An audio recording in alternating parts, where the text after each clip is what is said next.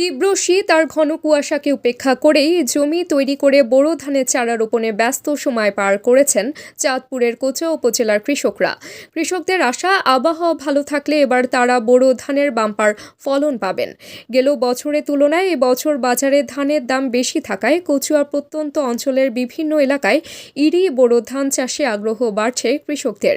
কৃষি অফিস সূত্রে জানা যায়, চলতি মৌসুমে উপজেলার 12 ইউনিয়ন ও একটি পৌরসভায় বোরো আবাদের লক্ষ্যমাত্রা নির্ধারণ করা হয়েছে 13,200 হেক্টর জমি। ইতিমধ্যে বিভিন্ন ইউনিয়নের গ্রামগুলোতে দেখা যায় ইরি বোরো রোপণে ব্যস্ত সময় পার করছেন কৃষকরা জানান, ইতিমধ্যে আমরা অনেক জমিতে বোরো ধানের চারা রোপণ করেছি, বাকি জমিগুলোতে পর্যায়ক্রমে রোপণ করা হবে। আশা করছি এই বছর আবহাওয়া ভালো থাকলে এবং ধানের ফলন ভালো হলে দাম পাওয়া যাবে। কৃষক, আমি গত বছর ধান করে ভালোবাসি, ইনশাল্লাহ রোপণ করতে আসি, চেষ্টা করি আমরা ইনশাল্লাহ। আল্লাহ সাথে প্রত্যেক বছর ধান করি, করছিলাম একখানি, এবার করছি আটখানি। আমি গত বছরও ধান করছি, ইনশাল্লাহ ভালো ধান পাইছি।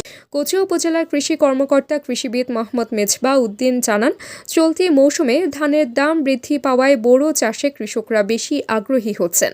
তবে এবছর উপজেলায় লক্ষ্যমাত্রার চেয়ে বেশি রোপণ হতে পারে বলেও জানান তিনি। তাছাড়া বোরো আবাদে কৃষকদের সার্বিক পরামর্শ দেওয়া হচ্ছে।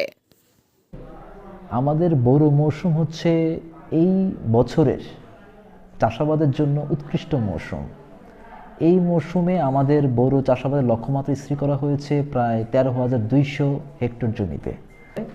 তার অংশ হিসেবে প্রায় 430 হেক্টর জমিতে বীজতলা অর্জিত হয়ে গেছে, বাকি অংশটুকুর কাজ চলমান রয়েছে।